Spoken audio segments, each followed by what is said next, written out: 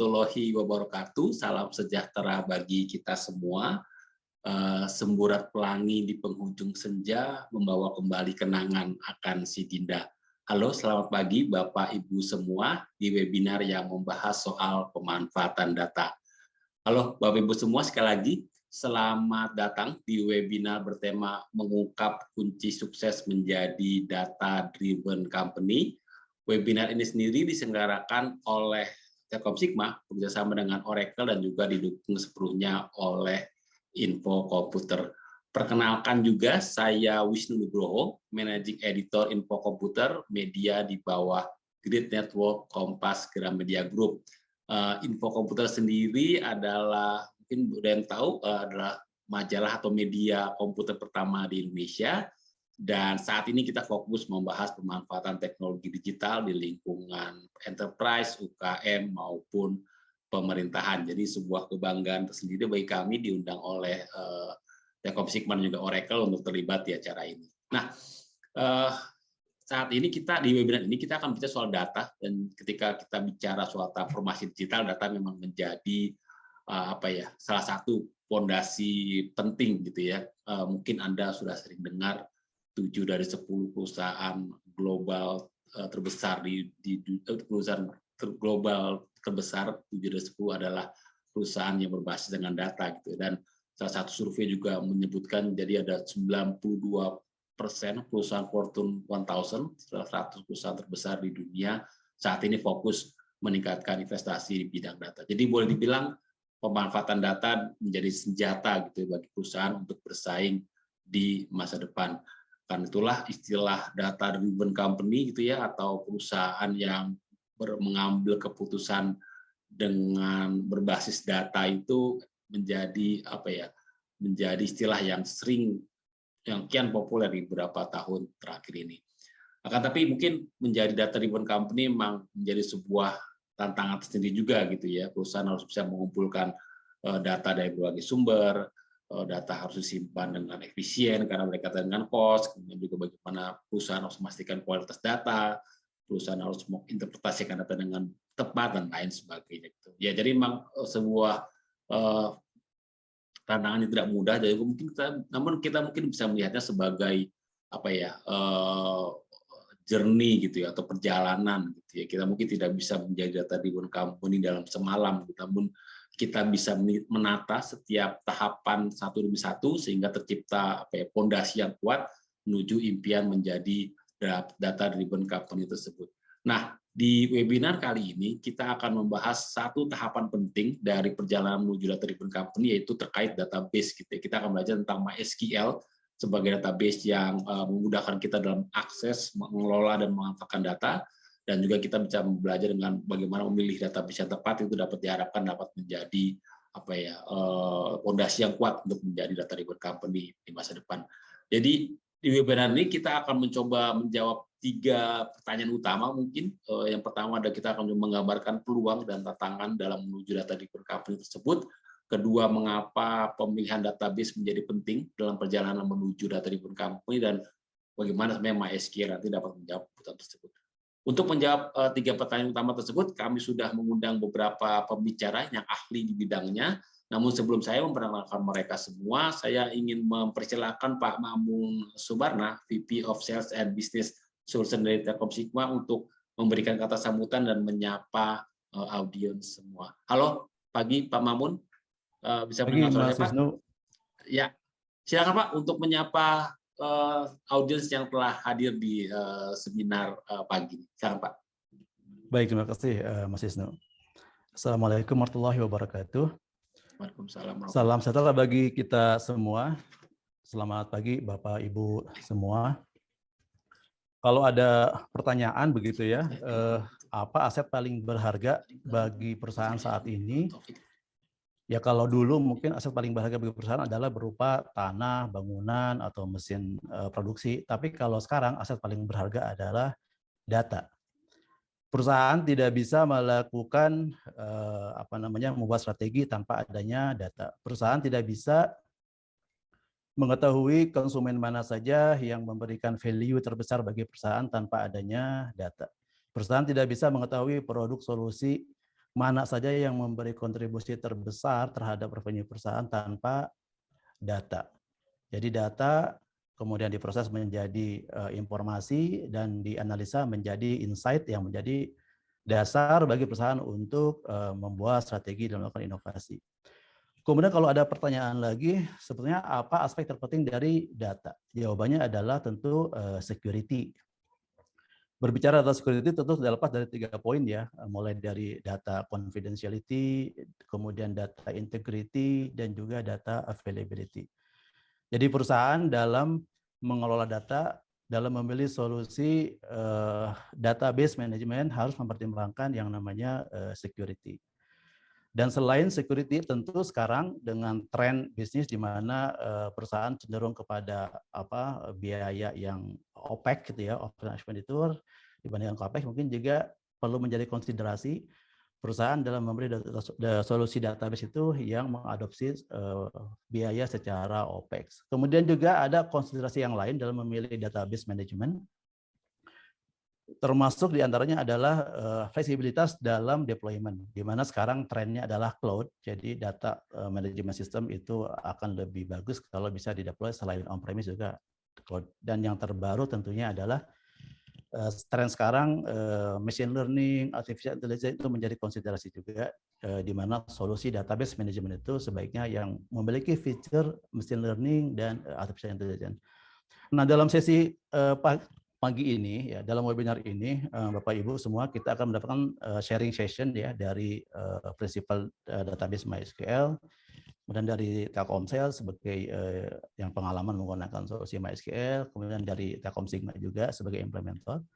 Tentu saja harapan kami setelah mengikuti webinar ini, Bapak Ibu semua bisa menemukan solusi database management yang memiliki fitur security, kemudian juga yang secara biaya juga itu mendukung lebih affordable gitu ya, kemudian juga secara implementasi lebih fleksibel, bisa on premise, on cloud, dan juga yang tidak kalah penting adalah database ya, yang memiliki fitur terbaru seperti machine learning dan AI, yang pada akhirnya bisa mendukung perusahaan Bapak Ibu melakukan inovasi-inovasi untuk pertumbuhan perusahaan, dan juga tentu saja bisa mengenable perusahaan Bapak Ibu menjadi data driven company.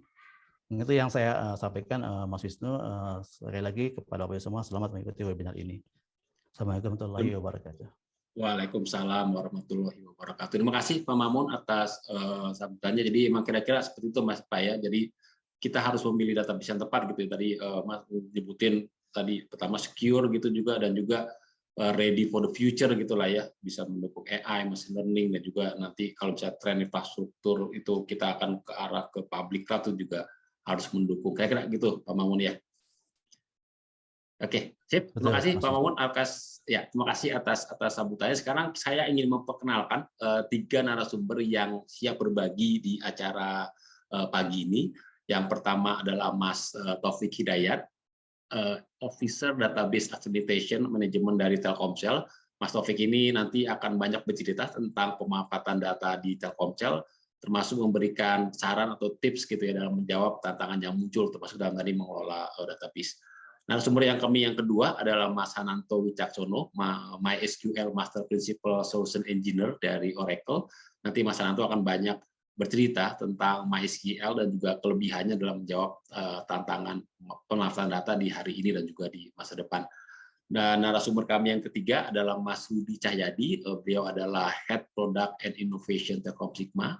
Telkom Sigma sendiri adalah salah satu partner utama Oracle di Indonesia dan sudah banyak membantu perusahaan Indonesia dalam implementasi MySQL gitu ya. Nanti Mas Rudi akan banyak bercerita mengenai best practice maupun juga nanti apa sih sarannya dalam implementasi database yang cocok untuk perusahaan Bapak Ibu semua. Oke, itu 3 narasumber yang siap berbagi di acara kali ini. Saya ingin menyapa mereka semua. Halo Mas Taufik, Mas Hananto, dan juga Mas Rudi, apa kabar? Baik, alhamdulillah sehat, baik. Pagi semua. Ya, dan mumpung masih suasana Lebaran, saya mengucapkan selamat Lebaran, maaf lahir batin, maaf selama ini ada kesalahan gitu. Lebaran kemana aja nih, Mas Taufik? Mas Taufik mungkin ada cerita nih, Lebaran mudik Mas? mudik nggak di Bandung aja sih, paling nggak kemana-mana. Oh, Tapi lumayan kemana-mana. macet juga ya. Iya, iya. Ya, saya juga mudik ke Jogja, Mas, dan aduh, chaos lah ya. Bisa dibilang. Tapi Bang, ya bersyukurlah akhirnya bisa mudik dan merayakan Idul Fitri dengan Ya, keluarga alhamdulillah besar udah gitu. 2 tahun, 3 tahun tidak Iya, 2 berkumpul tahun. Iya, keluarga betul. kan. Ya. Iya. Mas Ananto, gimana Mas? Mudik Di rumah atau saja, Jakarta? Pak. Di Jakarta aja. Kalau Mas Rudi juga nih di rumah aja atau jagain Jakarta nih? Masih mute Ya, Mas. sama. Saya juga di rumah aja, nggak kemana-mana. Oh ya udah. Oke, berarti makasih kepada Mas Ananto dan Mas Rudi yang telah menjaga Jakarta sehingga aman dan sekarang kembali macet lagi. Oke, kita akan segera masuk ke sesi presentasi mungkin yang dibuka oleh Mas Taufik. Mungkin nanti terkait itu Mas ya, pengalaman Telkomsel dalam pengelolaan data. Ya. Nanti jika ada pertanyaan terkait presentasi Mas Taufik maupun nanti presentasi Mas Ananto dan Mas Rudi nanti, silakan ketikkan pertanyaan Anda di kolom Q&A yang ada di jendela Zoom. Nanti pertanyaan yang terpilih, pertanyaan yang terbaik dan mewakili pertanyaan yang luas akan kami pilih dan juga nanti akan mendapatkan kenang-kenangan berupa e-wallet dari Telkom Sigma, Oracle, dan juga Info Komputer. Jadi silakan diketikkan di kolom Q&A yang ada di jendela Zoom Anda. Oke, saya persilakan Mas Taufik untuk presentasi. Saya antarkan dengan pantun, mengapa Dinda dulu mengucap janji, jika kini Dinda tinggalkan abang sendiri. Dengan 20 menit sebagai durasi, silakan Mas Taufik untuk memulai presentasi. Silakan Mas Taufik.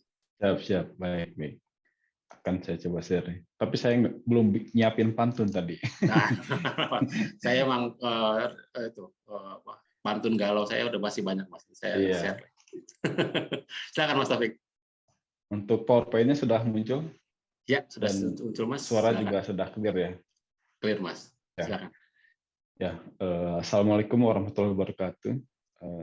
Terima kasih atas kesempatannya yang diberikan dari Info Komputer, Telkom Sigma, dan Oracle untuk mencoba berbagi pengetahuan dan sharing session penggunaan support RDBMS MySQL di kita di Telkomsel sebagai data driven application ya untuk penggunaan data dan pemanfaatan data bagi bisnis.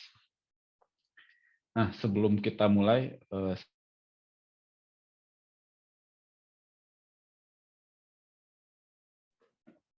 halo Mas Taufik. Ya, tadi agak freeze. Oke, sorry, saya agak freeze. Oh ya. Udah lancar lagi Mas, silakan. Nama saya Taufik Safari Dayat. Ya, saya dulu kuliah di Telkom ya, S1, terus sekarang juga melanjutkan S2, dan mungkin bergabung di Telkomsel itu sekitar 2010 gitu kan, dan baru menghandle atau mengelola database itu mungkin di tahun 2017 saya bergabung di tim DBA gitu kan. Nah, untuk selain itu juga portofolio yang saya punya itu memang di Telkomsel sendiri ini ada banyak aplikasi ya, kurang lebih ada sekitar 300 plus database yang kita handle gitu kan. Ada MySQL, Oracle, Postgre, Redis, Microsoft, dan lain sebagainya. Ya karena memang skopnya kita memang sudah terlalu banyak lah gitu aplikasi yang kita handle. Tapi mungkin nanti saya akan share bagian yang part yang MySQL-nya saja. Terus untuk selain itu juga saya punya portofolio juga ya, migration project misalnya dari satu platform database ke database yang lain dan sebagainya. Dan di job desk seharian juga berangkat dari membuat arsitektur database, penggunaan database di corporate sendiri, menentukan apakah database itu penggunaan OLAP untuk OLTP, dan penggunaan HA-nya seperti apa, dan sebagainya. Dan di bidang ini juga saya mempunyai professional certification ya, kayak di Oracle DBA, di Oracle OCP, Certified Professional, dan di Postgre, dan di MySQL juga. Nah, kita mulai langsung ke bahan berikutnya ya. Nah, saya perkenalkan dulu perusahaan yang saya sekarang itu adalah PT Telekomunikasi Seluler yang seperti bapak-bapak dan ibu-ibu ketahui ya, merupakan operator terbesar di Indonesia. Pertama berdiri itu diresmikan itu di tahun 95 ya. Dan memang servis yang utama itu ya servis prepaid, postpaid, telepon, internet, SMS dan lain sebagainya. Seperti yang kita ketahui memang pada zaman dahulu itu bisnis kita itu di rentang voice, SMS, telepon dan sebagainya. Tapi terjadi mulai shifting ke arah digital terkait data. Data is new oil gitu kan. Data itu adalah ya bisa sebagai sumber pendapatan yang baru, sumber pendapatan untuk atau bisnis yang baru bagi suatu perusahaan dan itu sangat penting. Dan secara histori juga memang dari awalnya di tahun 2009 itu kita memang sudah ada inisiatif big data itu gitu kan. Cuman pada saat itu kita use case-nya hanya sebagai performance aja, performance reporting semacam kayak pelaporan transaksi pelanggan di daerah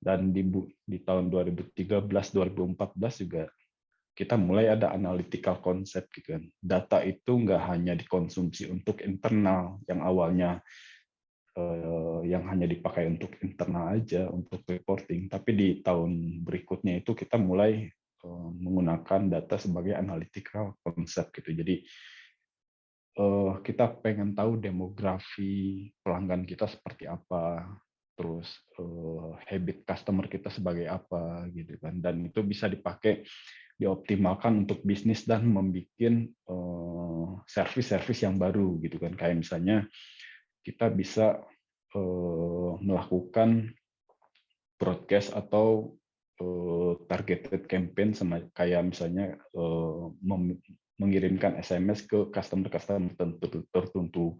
Misalnya salah satu e-commerce membutuhkan, aku pengen profil customer yang umur sekian, jenis kelamin wanita dan lain-lain, dan akan kita kasih promo gitu. Dan itu kita bisa bantu gitu kan, kayak gitu. Dan ternyata pemanfaatan data itu banyak, dimulai dari sana kita langsung memperbesar penggunaan data itu gitu untuk analytical, machine learning dan lain sebagainya.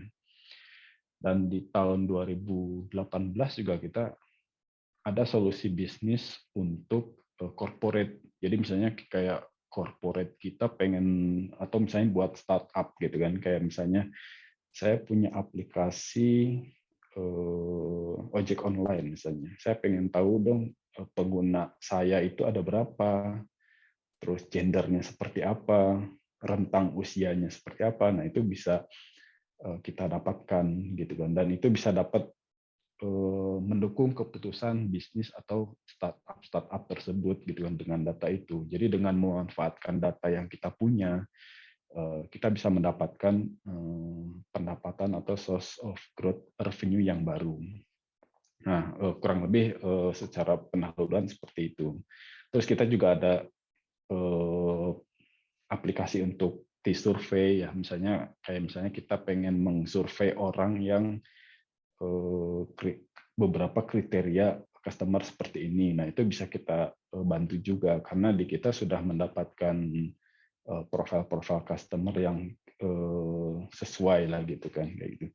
Nah, untuk selanjutnya terkait kompleksitas datanya. Ya, data yang kita olah itu sangat besar dari setiap harinya bertambah terus gitu kan. Kurang lebih seperti yang kita ketahui, data customer Telkomsel sendiri ada sekitar 173 juta ya subscriber, dan itu mungkin BTS-nya juga banyak, ada sekitar 245. Dan dari data-data itu, setiap transaksi itu kita kumpulkan, kita akan generate insight dan akan mendapatkan decision support bagi bisnis gitu kan, ke arah mana bisnis itu akan ditentukan oleh pengolahan data tersebut. Dan seperti yang tadi disinggung sama Pak Wisnu juga, dan data ini memang banyak manfaatnya bagi corporate gitu kayaknya. untuk pengolahannya. Oke, selain data kompleksitas juga kita ada concern juga ya. Walaupun data ini bisa dipakai sama bisnis, tetap kita harus concern dan patuh terhadap policy terkait personal data policy kayak pelindungan data pribadi gitu. Jadi ada beberapa data yang nggak bisa kita share, misalnya terkait alamat, nama, dan yang itu nggak bisa di-share. Jadi memang kita juga harus patuh terhadap regulasi yang ada di Indonesia, sehingga dan kita selalu menerapkan data governance sehingga personal data policy ini tercipta gitu kan. Nah, beberapa fitur yang ada di RDBMS juga itu mendukung personal data policy itu. Oke, kita coba lanjut lagi ya. Dan bagaimana pemilihan database yang sesuai dengan kompleksitas data ini. Nah, itu yang jadi PR bagi seorang database atau seorang IT di suatu perusahaan, akan kita bahas di slide berikutnya. Nah, untuk desain prinsipal atau panduan kita memilih suatu RDBMS sendiri, itu ada beberapa kriteria. Yang pertama itu misalnya mudah diintegrasikan dengan infrastruktur yang ada, seperti yang tadi dibahas, itu harus bisa on-premise, cloud, atau misalnya di private cloud dan sebagainya gitu kan. Dan kita juga investment protection-nya sangat bagus dan no vendor lock-in. Jadi misalnya kita tidak tergantung sama satu database, karena memang kalau misalnya tergantung dalam satu database itu akan tergantung banget dan akan dikontrolnya lebih tinggi gitu. Jadi kita memang karena penggunaan database ini sangat banyak, ya kita ada beberapa opsi yang sesuai dengan kebutuhan dan teknologi yang ada gitu kan. Dan tentunya penggunaan atau pemilihan RDBMS sendiri kita pengennya yang TCO-nya sangat murah lah atau affordable gitu kan. Kayak misalnya ada beberapa opsi yang paling bagus untuk suatu perusahaan untuk mendukung RDBMS dan teknologi tersebut. Dan selain itu juga mungkin ya kita tanpa dipungkiri ya, beberapa database juga sekarang harus menyesuaikan dengan fitur-fitur baru, teknologi baru, kayak misalnya fitur JSON, backup restore, atau peningkatan high availability, dan lain-lain. Terus untuk peningkatan performance, itu juga kita butuhkan juga dari suatu teknologi RDBMS atau MySQL atau yang lainnya gitu kan. Nah, oke. Kita coba. Nah, bagaimana sih penggunaan MySQL sendiri di Telkomsel gitu kan?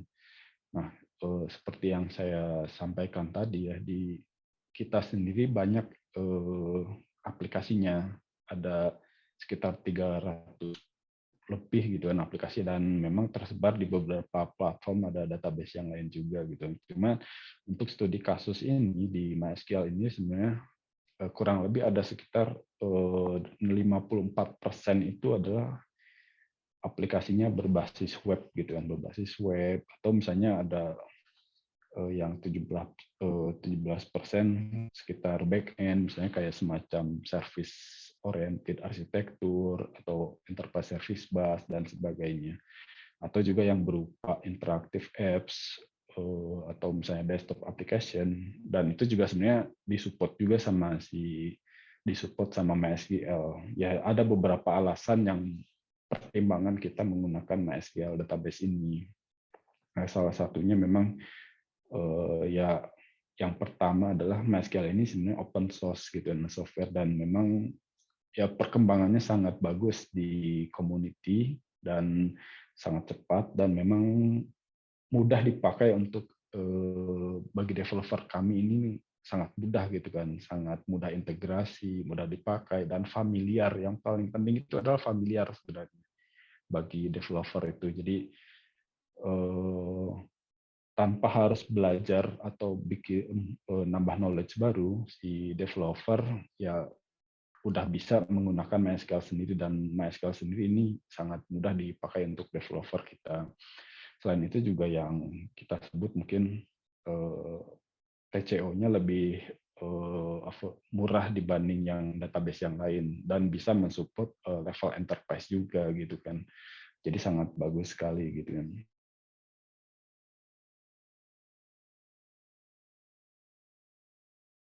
MySQL bisa mendeliver HA solution yang lebih bagus lagi, kayak misalnya untuk fault tolerance, monitoring, replikasi antar site. Jadi kalau misalnya ada problem satu site, dia akan bisa recover availability-nya lagi.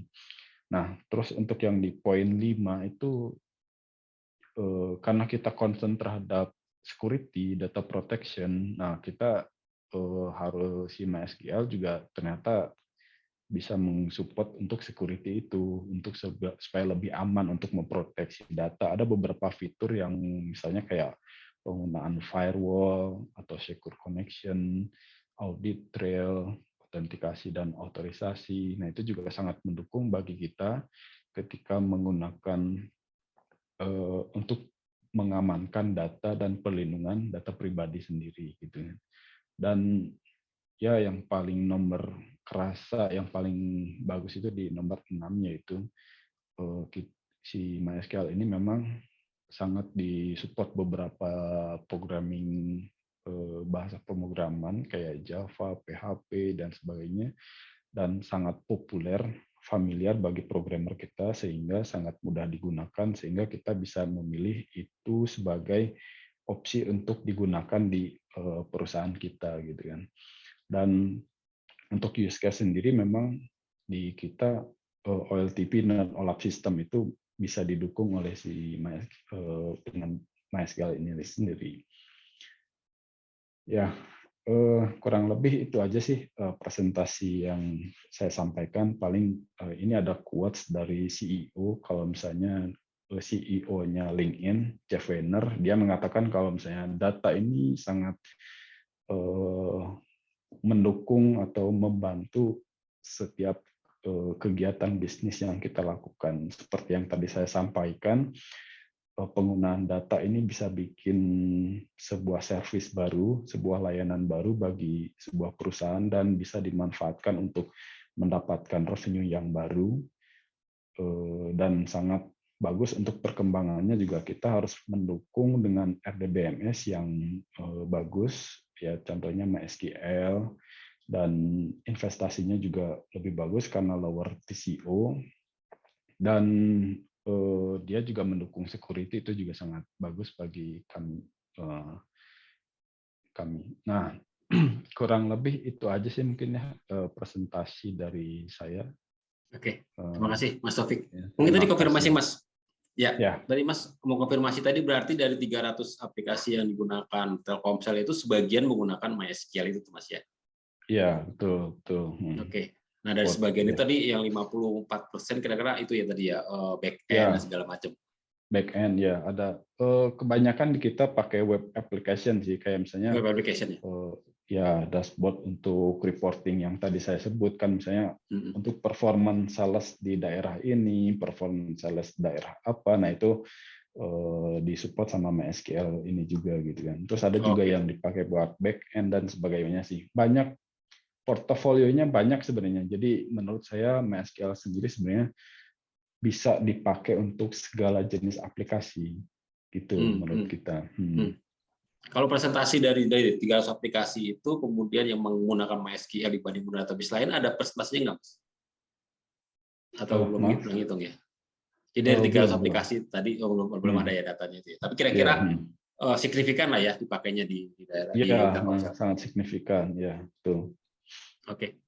Sip. Oke Mas, nanti saya akan bertanya-tanya sih Mas, sebenarnya bagaimana tantangannya itu dalam mengelola tadi MySQL juga nanti dengan kaitan dengan database lain, karena kan bagaimanapun nanti saya kebayangnya itu harus ngomong database itu ya.